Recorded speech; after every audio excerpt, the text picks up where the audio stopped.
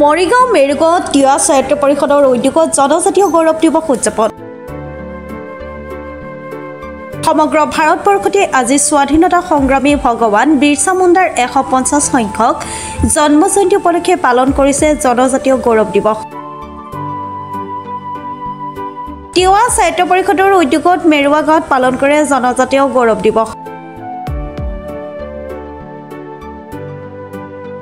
জনজাতীয় 10জনকৈ শ্বহীদক পুষ্পাঞ্জলিয়ে শ্ৰদ্ধাঞ্জলি জ্ঞাপন কৰি অনুষ্ঠান আৰম্ভ কৰে।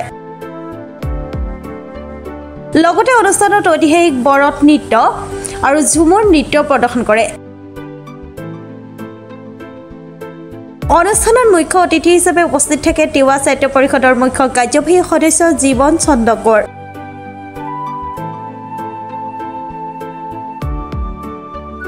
কোঁৱৰে ভাষণৰ মাজতে স্বাধীনতা সংগ্ৰামী ভগৱান বিৰছা মুণ্ডা আৰু শ্বহীদসকলক সোঁৱৰণি তিৱা জাতিটোৰ বাবে সততা আৰু নিষ্ঠাৰে নিৰৱচ্ছিন্নভাৱে কাম কৰি তিৱা জাতিটোক অধিক শক্তিশালী কৰি তোলা ইংগিত প্ৰদান কৰে।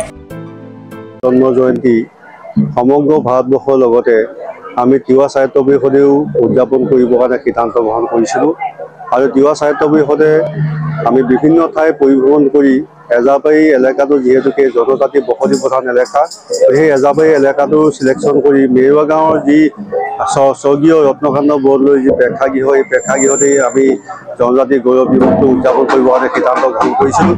তাৰে ফলশ্ৰুতিত আজি আমি জনজাতি গৌৰৱ দিৱসটো ইয়াত উলহ-মালহেৰে উদযাপন কৰিছোঁ আৰু সেই জনজাতি গৌৰৱ দিৱসটোলৈ আমি বহু কেইগৰাকী জনজাতি পুৰুষা ব্যক্তিকো ইয়ালৈ আমন্ত্ৰণ কৰিছোঁ। তাৰোপৰি জনজাতি যিসকল পুৰুষা ব্যক্তিয়ে স্বাধীনতা সংগ্ৰামত সংগ্ৰাম কৰি ব্ৰিটিছৰ বিৰুদ্ধে মৃত্যুবৰণ কৰিবলগীয়া হৈছিল, আমি তেখেতসকলো ইয়াতে শ্ৰদ্ধা আৰু পুষ্পাঞ্জলি জ্ঞাপন কৰিছোঁ। গতিকে আমি ইয়াতেই ৰাভা, মিচিং, দেউৰী, সোণোৱালকে আদি কৰি তিৱাসকলটো আছেই, আমাৰ বড়োসকলৰ উপেন্দ্ৰনাথ বৰ্মনকে আদি কৰি বিৰছা মুণ্ডাৰ উপৰিও আমি 10গৰাকী পুৰুষা ব্যক্তিক ভাৰতীয় স্বাধীনতা সংগ্ৰামৰ অত্যন্ত প্ৰহৰী হিচাপে আমি তেখেতসকলকো শ্ৰদ্ধাঞ্জলি জ্ঞাপন কৰিছিলোঁ। গতিকে আজিৰ এই সভাত এই অঞ্চলৰ যিসকল শুভাকাংক্ষী লোক, বিশেষকৈ জনজাতি লোকসকলৰ ভাই-ককাইসকলে আহি এই সভাখনত উপস্থিত হৈ আজি সভাখন সুন্দৰভাৱে পৰিচালনা কৰাৰ ক্ষেত্ৰত সহযোগিতা আগবঢ়াইছে।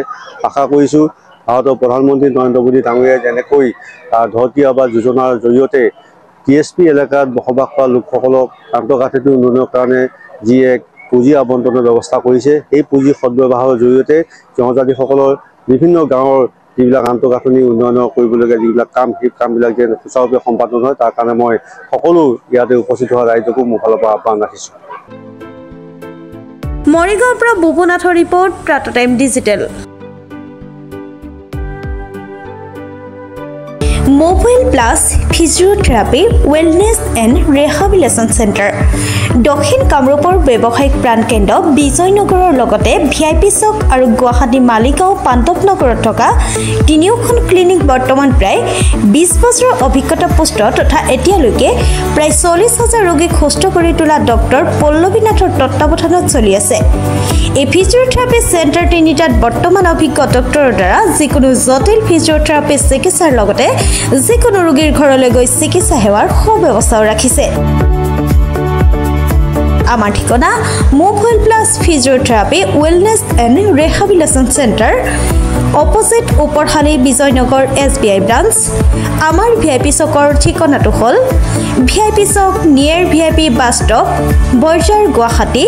আমাৰ মালিগাঁও ঠিকনাটো হ'ল চেলাছ 360 physiotherapy and rehabilitation centre, Maligaon Pandavnagar, Guwahati 12। আমাৰ যোগাযোগ নম্বৰ হৈছে 8011744696।